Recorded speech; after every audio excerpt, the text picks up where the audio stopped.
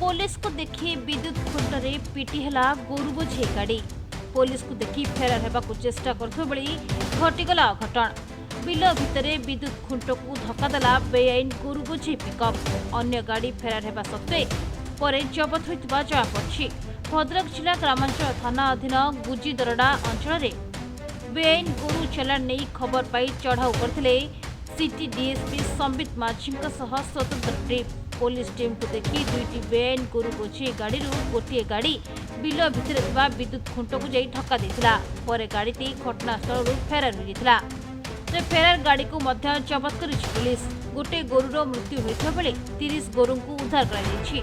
तेबे ई घटना रे गोरु चालाण कर जाउथबा अभियोग रे 3 जन को अटक रखिछि पुलिस। भद्रक सुदीप मल्लिक रिपोर्ट प्रतिदिन टीवी। बेक पिठी अंटा आंठू आदि समस्त दरजर एकमात्र तैल श्री संजीवनी पेन रिलीफ ऑयल। श्री संजीवनी लगैले जमा बिंदीवनी। श्री संजीवनी पेन रिलीफ ऑयल हर दर्द को समझे, रखे सबका ख्याल।